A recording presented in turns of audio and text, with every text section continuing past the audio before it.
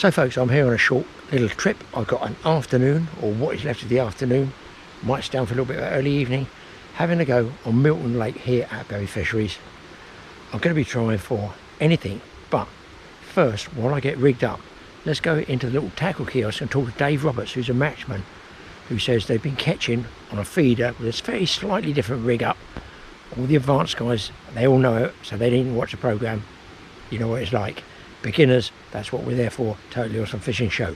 Could be a tip. I'll tackle up. You go and have a word with Dave. Get your pen and paper ready. And Smith, make sure you take notes. And we'll try and give your good viewers an idea on basic feeder fishing.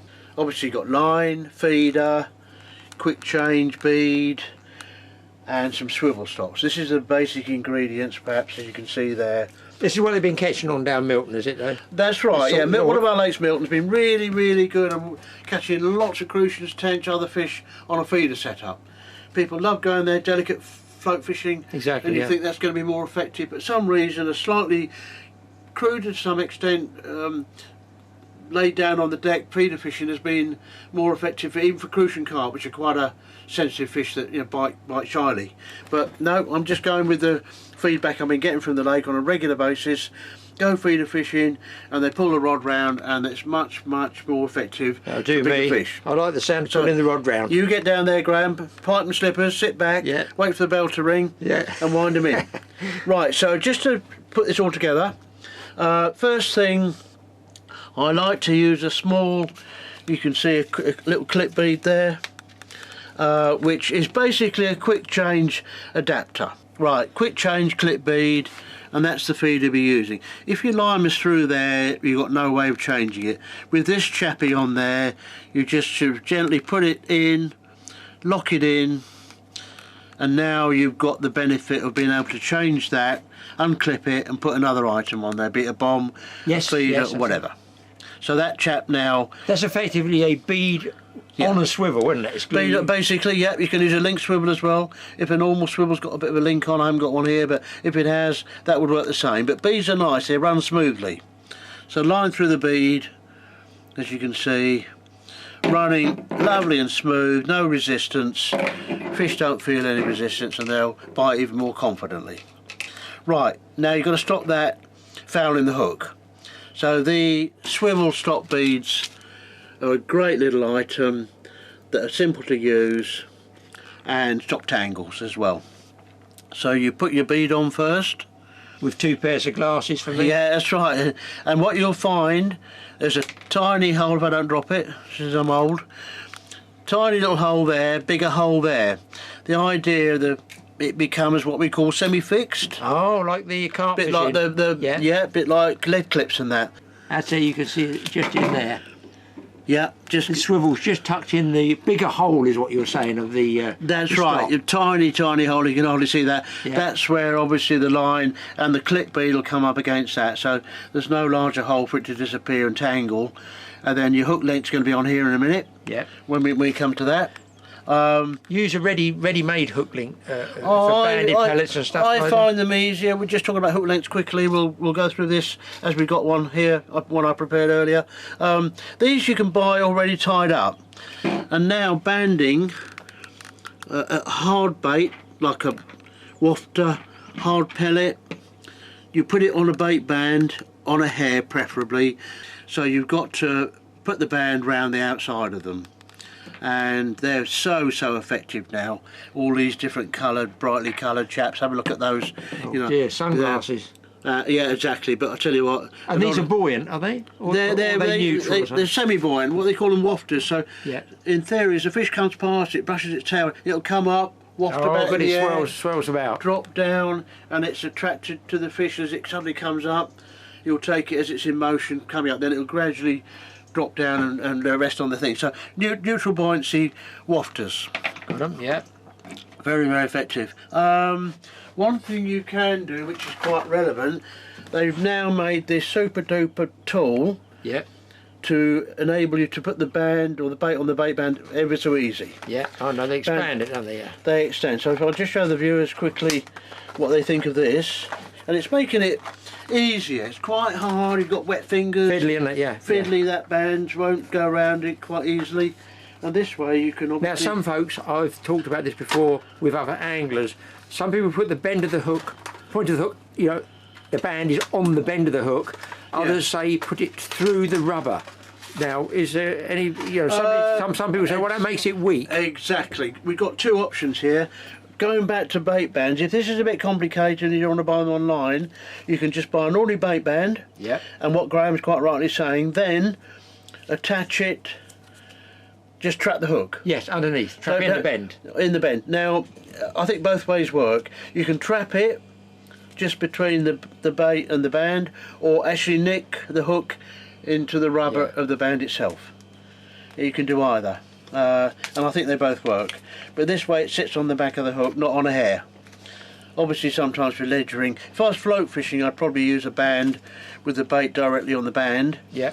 When you're ledgering, the hair factor seems to be more effective.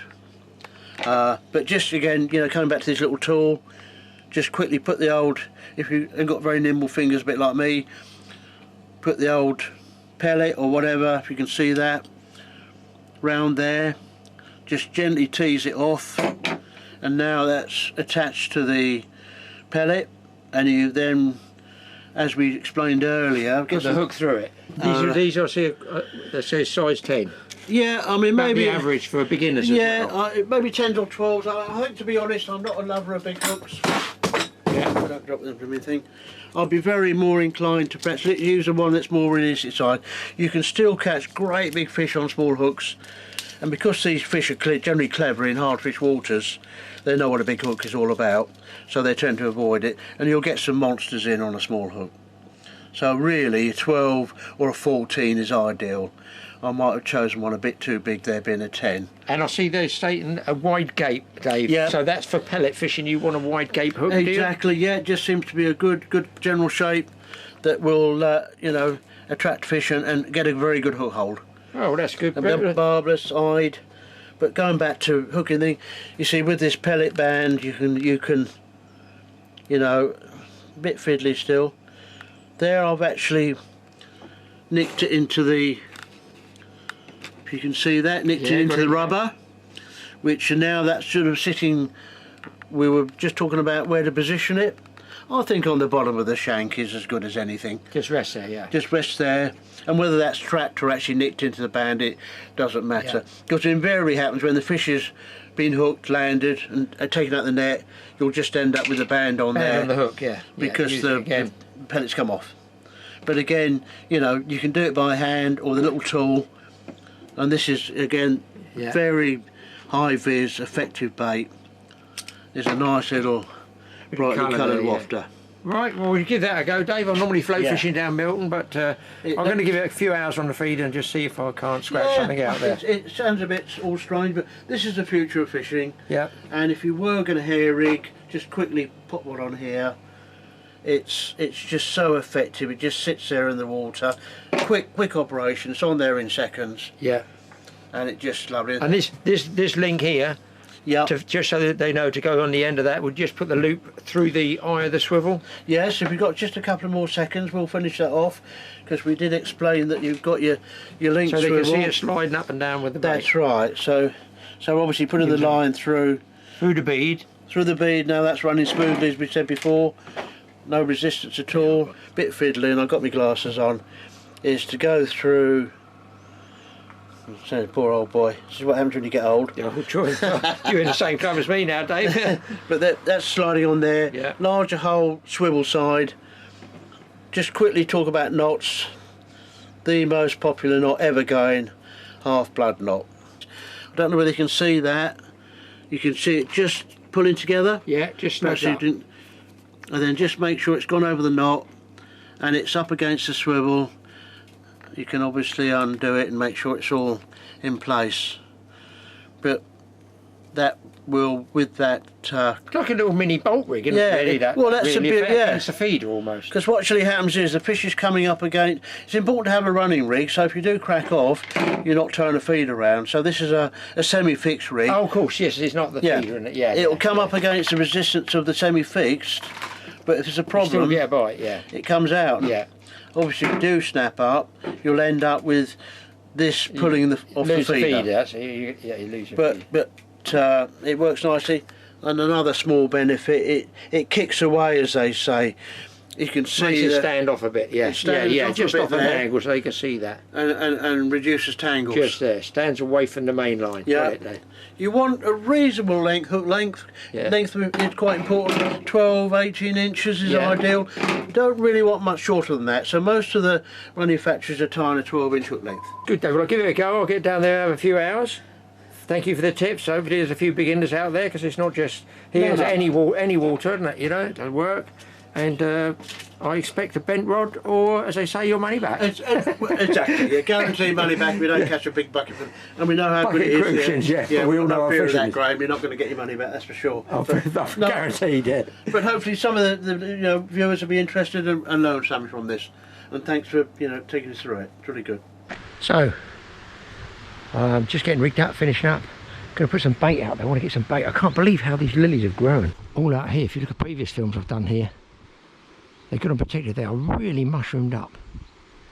I think they're going to need an electric fence around them soon. I want a bit of stuff in the feeder. I've already mixed it up. Oh dear.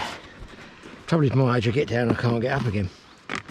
Right, some, I don't even know what mill pellets they are. I know the smell of them, I can't even think how to spell them. A bit of Bailey's feed and some bran in there as well, and those pellets just to give them a bit of smell. I'm going to try some of this stuff. I don't think I've used this one before.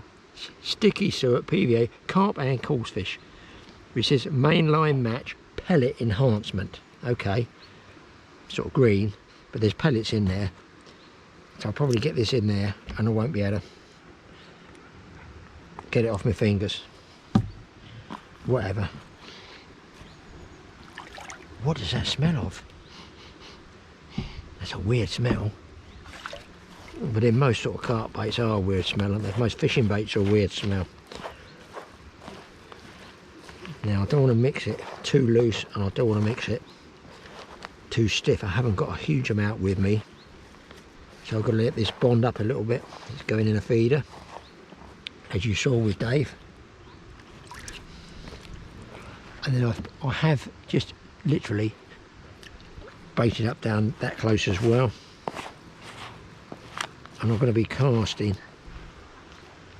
I'm fancying over to the right of those bushes and almost the end stake of the lilies. Here come the ducks, think they're going to get a free feed. Always important, don't over wet your ground bait. It's better to add it a little at a time and almost just let it sit sometimes. This is my favourite one. Look at this. Washing all those bits. The times I've had fish come up in that. Unbelievable. Margin fishing. So I'm going to let that sit. I don't know what that stuff smells of. It's weird. We'll see if it works.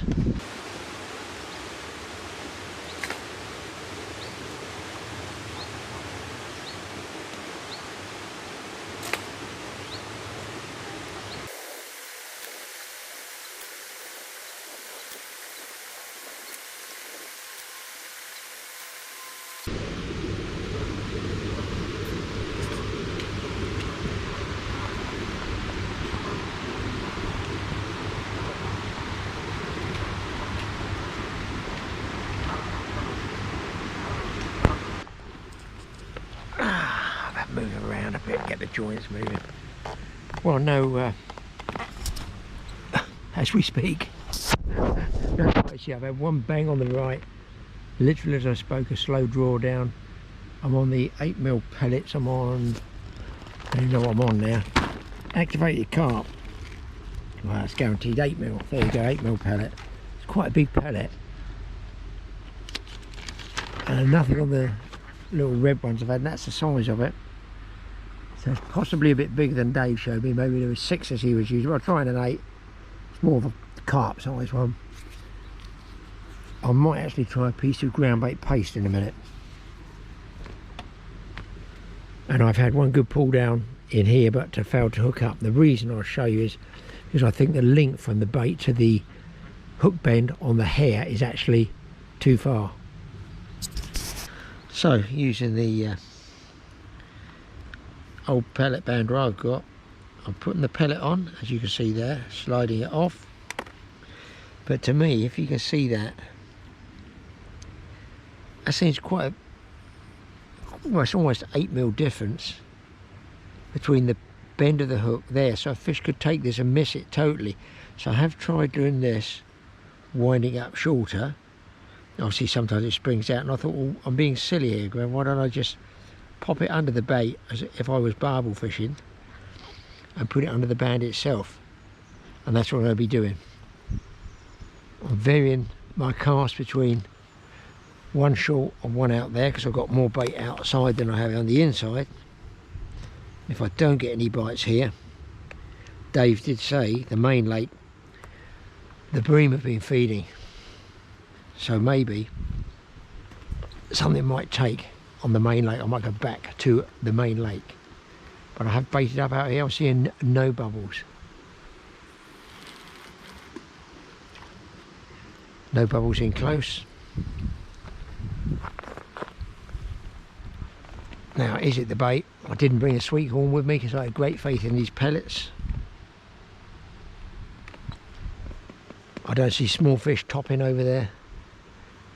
The cloud itself is breaking up a bit from that grey cloud, which was good for fishing, so it's a bit brighter now. I think I'll rebait this one over here. And that one is out there. I'm basing this on the opinion that the sun's going to go around that way and there could be fish moving up and down under that shadow line. Now whether that's going to work out, I don't know. Tempted to fish near the lilies, I think at this stage. See, that one I've already done it. I've already put the hook right through the band itself. The anti-tangle bead Dave was talking about, that seems okay. And this sort of braided, twisted bit there for the main attachment to the feeder. Just putting the ground bait in fairly loosely. I'd like to think it's coming out on impact. It's probably not. It'll be a tad too sticky.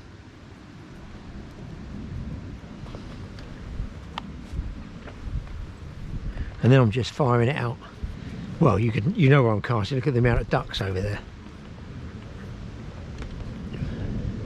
But one bite in an hour and a bit.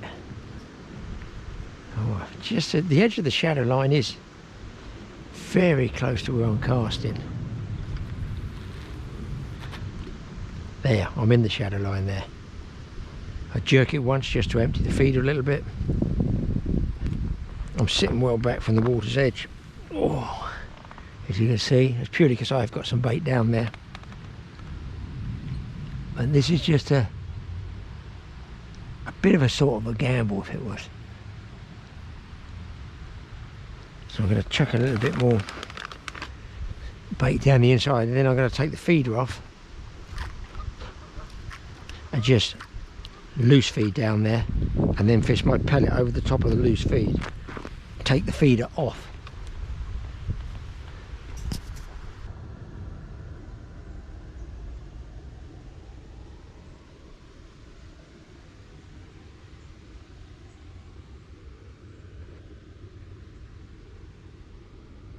I'm on guys. I've got to keep away from the lilies. I've no idea what it is. Feels breamy. I was just messing around thinking, oh, I'm going to move back in here. I cast out there and something's taken it. Watch, it doesn't dump me in the side there.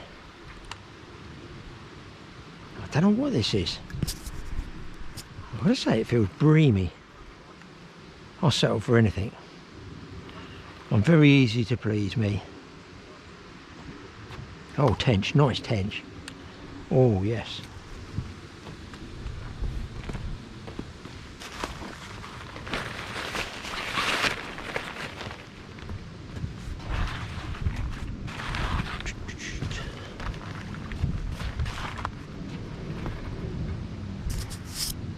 Don't go into the staging.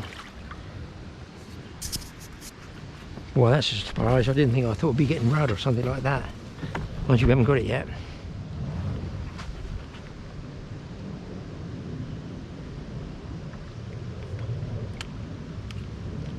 comes, here he comes. Come on. Whoa, save the blank again. That was worth a cast back out there. It's a male tench. And ironically, there's the 8mm pellet. As you can see, I shortened it right up.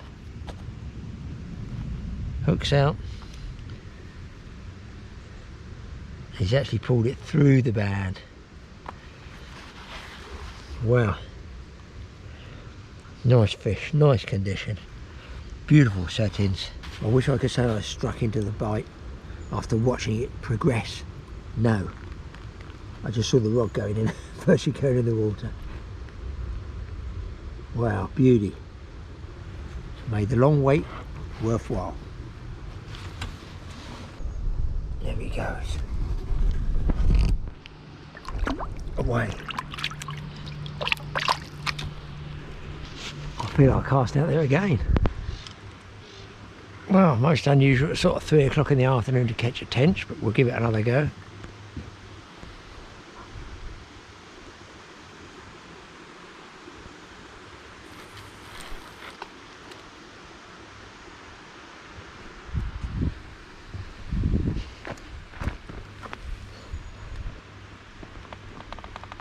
And there we go. No buzzers for me this time.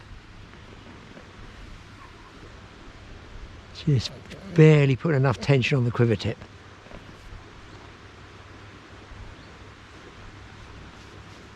I think I'll give them a spray of these. I feel happy with these on the hook. That sounds tough. See, they're 6mm. The difference between these, I'll just show you. Obviously, and the 8s is 2mm.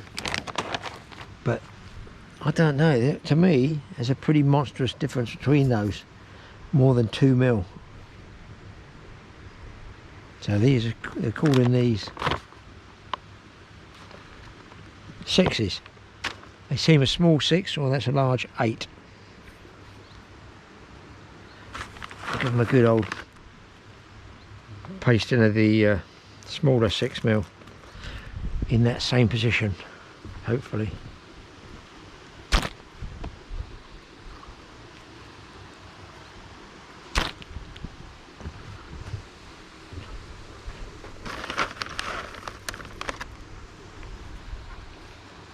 The thing is, a lot of the small fish, as well as the ducks, might eat all these. So you need to put a bit out there. I haven't got a huge amount of ground bait, so let's try one way over. I might drop that one a little bit shorter. Fishing is constantly changing, and if you're not getting fish, you've got to be sort of thinking all the time.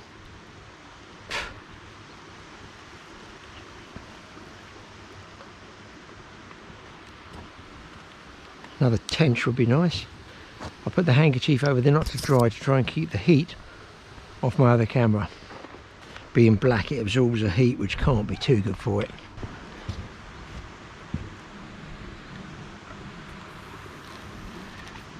Just a tad shorter. In fact, I think I saw a roach or rudd jump from the impact of that feeder, so there might be fish about to move in. Oh, it's a nice tench, satisfied. The other thing, if you fish a pair of rods like this, say they're both the same length and they're a similar line, I don't want this right hand one pulling into the left hand one, so I extend them like that slightly, so the left hand one will be back a bit and the right hand one will be out. Oh, there's a bite on it as well. So if you can see the difference there, it's just slightly extended past. Just my way of doing it. Other people have them down low. I've actually got them up high to keep over the rushes, and then I don't get ducks going through it all the time.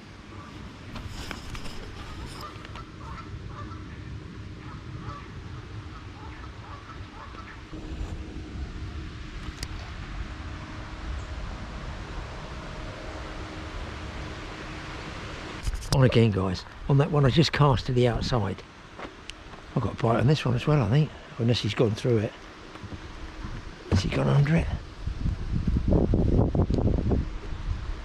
I think I'm clear.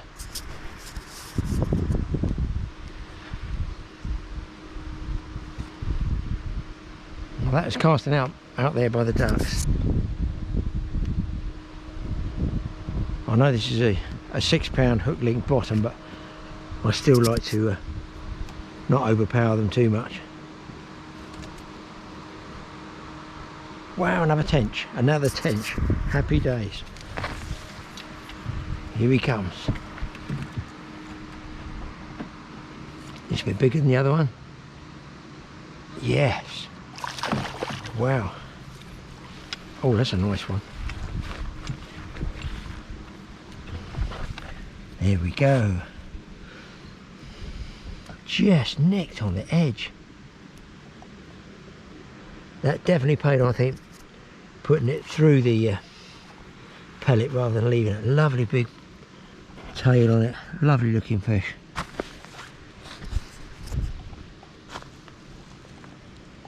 He's got that red eye, Jim. Wow. Middle of the day, end of July, tench. That's a nice fish. Well, it was a smart money move. Come in here. Down he goes.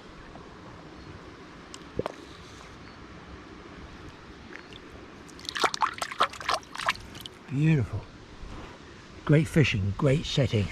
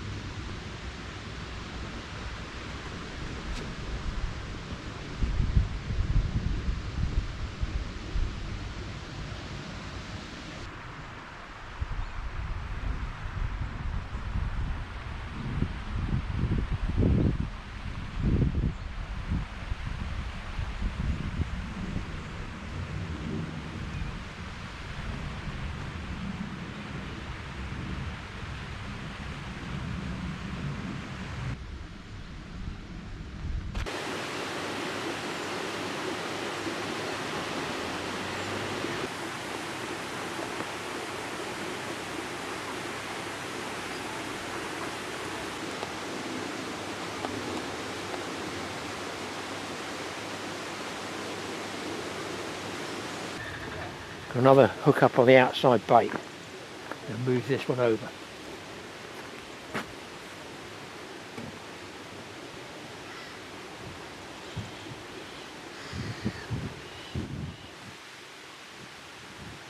Smaller fish by the feeling it.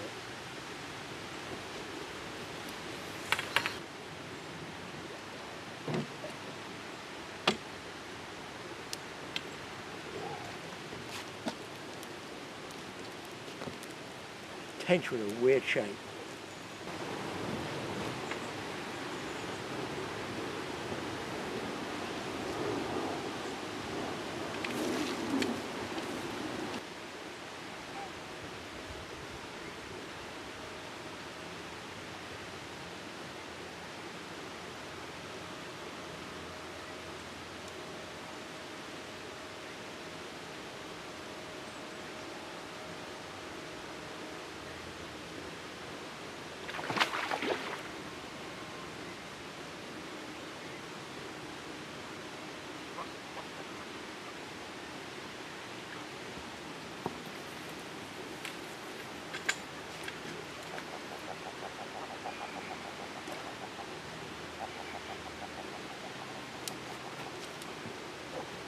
Got to get this one in quick before this tractor comes round.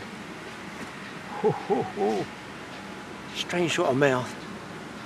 Nice looking fish, eh? It's going to go 4+, that one, I guess. That's a nice looker. Number 4. I only wanted a few rudd and perch. The thing is, there's 2 sort of pointers here that is worth, I think you say guys, as beginners and that, novices, people coming back into the sport, take into account. You could be coming back into the sport and you've been a fisherman from years ago and you haven't done it for years, but things have changed. It's harder fishing. There's no question. I think you'll find there's possibly less fish per square foot than there used to be when we all fished 50, 60 years ago. But 2 pointers here. One is, I probably would be float fishing now and struggling to catch the odd roach or 2. And now I've had some really nice tench by talking to Dave in the tackle shop, who is on the spot. So I'm trying to tell you, talk to bailiffs, the fishery owners, other anglers. That's a bite. Get that knowledge. And of course the other thing I think's helped me is maybe the fact that I had about 2 or 3 bites that I didn't connect with, and they were good pull downs, and I sat there thinking about it. You know, there's no point just thinking, oh, I missed another one. You have to think, well, why have I missed another one? That's 3 in a row that I've missed. And that's because I think that hook link, or the hair as they say, was too long. I shortened it up. I didn't shorten the hair up, I put the actual hook through the band like this. So it's absolutely, if they breathe on it, they should have it. That worked as well. And I also think, what am I doing catching tench at 3 and 4 o'clock in the afternoon? It should be through the night, 10 o'clock at night, in the summer obviously, or dawn in the summer, perhaps the autumn. But they do go off, so I'm kind of surprised. End of July, we used to tench fish. I did a lot of tench fishing years ago, big bags, 100-pound bags of tench years ago. Float fishing, link ledgering, feeder fishing, not so much feeder fishing, mostly link ledgering. But it was all over and done with by like 7 in the morning on the shallower estate lakes. And now maybe it's all changing. So let's get this kiddie out there, see if we can't pick another one off. I think this cloud, I hope, stays rather than the sun. I think that is actually helping me a little bit. I couldn't hook the mat if I wanted to, could I? Shows the hooks are sharp, man. And they are. Tangle tight.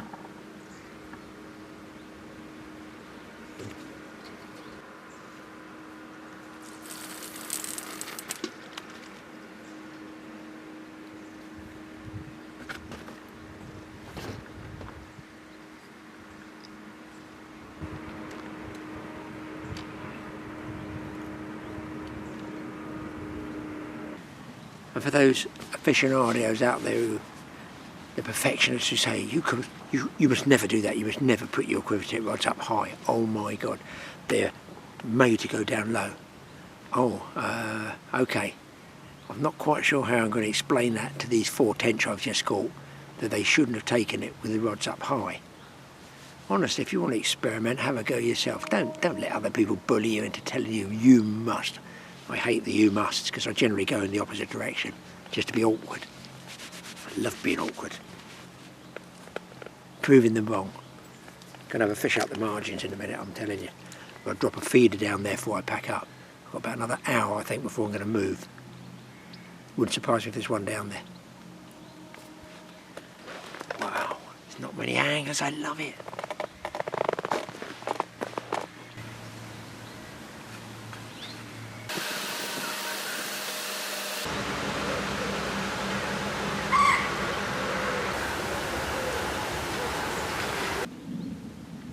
Well, I've tried closer in again and out. Lots of little bangs, and there are tench about, but maybe I should go to float fishing and bait. Anyway, I hope you've got a few tips from this one. I'm going to go off now and try and do a night fishing session. If I can stay up all night, a couple of big carp would be nice. I'm getting bangs and taps, but nothing's hooking up. I've lost 2 more tench close in when I was touch ledgering. So, nice tench I've caught, really pleased with that. Nice setting. Fingers crossed we'll see you guys in the next episode. Hit the subscribe button. TA Fishing, TA Outdoors. We'll see you in the next show. You know, I don't even think I'll give a 5-minute warning, because the bites ceased almost within 20 minutes of turning that bubbling machine off. It's gone. Weird.